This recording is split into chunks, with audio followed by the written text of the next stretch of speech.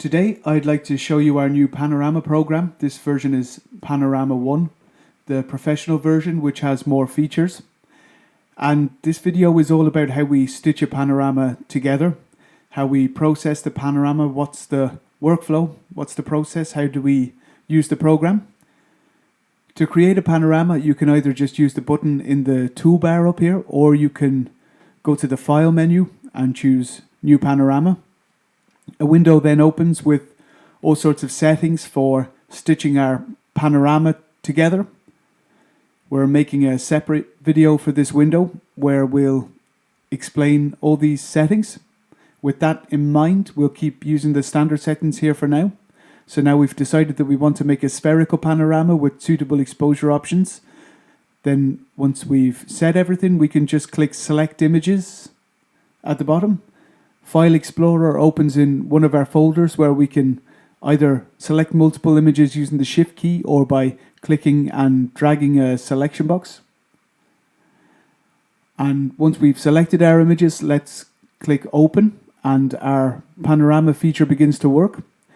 The images are first prepared, then at 40% on the progress bar they're stitched together. And once the panorama is finished, it's displayed in the program itself for us. It's loaded there, and we can now continue working on it. A brief note on the interface. Many of you will be familiar with our program interface from our other applications.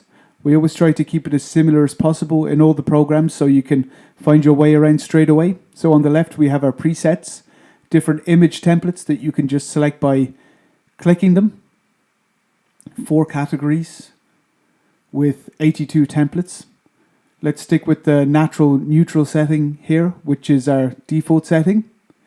This shows us our stitched panorama without any changes, without any external influence. And we can start our work from there. As you can already see, the panorama is skewed at a number of points here. The images have been bent a little. These things are part of any panorama stitching process because the images are being joined together. And the whole thing is then, since we selected sphere as the projection, it's projected onto a sphere.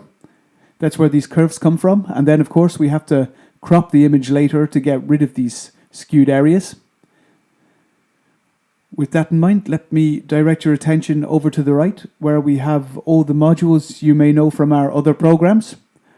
There are more videos for selective drawing, for the color module, LUT module, sensor error correction, and more.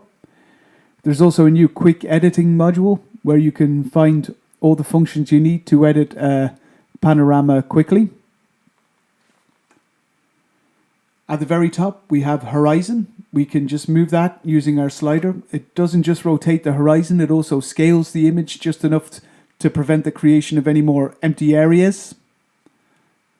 When you rotate an image, you usually create empty areas in the corners. And this applies the zoom automatically, so you don't have to worry about that. Once we've set the horizon as straight as we want, then the next step is to crop the image. I just want to draw your attention to the modules down here first. These are the quick access options for the various modules in the program. For example, the raw module in the professional version, which we can open from here. That has its own horizon correction feature too. Which one you choose is entirely up to you. Ultimately, they both correct the horizon.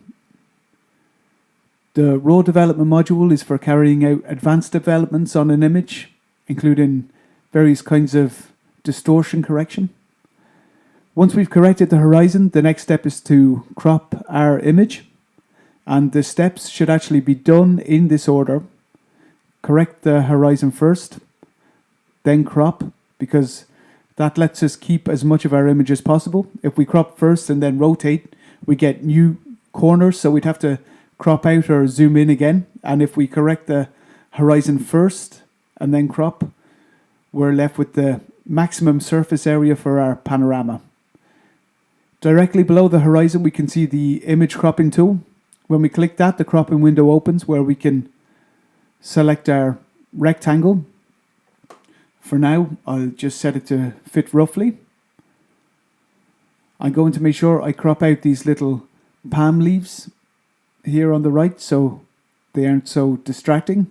And on the left I'll crop it so I have exactly half of this tree and I get rid of this little parasol. But that's a matter of taste, whatever you prefer. Now let's check that our edges are correct again, and then we can apply the cropping. So we've now basically finished editing our panorama, and we could save it down here, or we can make other adjustments in the quick editing module. For example, normalization, the optimization function that ensures that the histogram is fully utilized. We've got various sliders here for brightness, reducing or intensifying highlights, brightening shadows, intensifying details, perhaps adding a bit of color or a little more color temperature so everything looks a bit fresher and nicer. And from there, of course, we can go to the various modules shown at the top here. We can also add a watermark. Watch the video on watermarks for more on that. They have their own video. We have separate videos for these modules which you can find on YouTube and elsewhere. You can take a really close look at all these features. So you might now think to yourself, okay, but image cropping, I don't really want to bother with that. Let's reset the quick edit module here and go back to the panorama settings. And we have an option that will definitely be of interest. Automatic cropping. That automatically crops the panorama for you. And if you've already loaded a panorama with this option, you can use the option next to it to make the same images into a panorama again, but this time with your new settings. So if you're ever unsure about your settings, you can just try them out here. Let's click open again, which generates the panorama again. And it's now cropped for us automatically. As you can see, automatic cropping makes the largest possible crop. So it searches for the largest possible area in the image that can be cropped without leaving any skewed pieces. And that's how you can process panoramas really quickly. Load them in the window, then adjust them in quick editing. Of course, you can also make other corrections in any of the modules. Once you've found a setting that works well for your panoramas, let's close the project. So we're back on our start screen. Another reminder, we've set automatic cropping here. The program remembers everything you set in this window automatically. And if I just close the window, not the program, and then pick a few images, maybe the first 4 here, I can just drag and drop them in the window. And the program then automatically generates a panorama with our previous settings. So you can generate panoramas really quickly, one after the other. You just have a little wait each time, and it can take a while to stitch together large panoramas with lots of images, so you need a bit of patience. Even the 4 images I've stitched together here, as you can see under my mouse hand, that creates an image with the size of 48 megapixels, so 9,500 pixels wide and 5,000 pixels high. So it's really large. As you can imagine, if you create a very wide panorama with 10 or 15 or 20 images side by side, then you'll get a really large image. So memory is really helpful. We recommend 16 gigs of RAM. 4 gigs works too, but more RAM is better in this case and speeds the whole thing up a bit. So I hope you feel like you know a bit more about the basic workflow here now. You might want to check out our video on the individual settings in the panorama window too. So see you next time.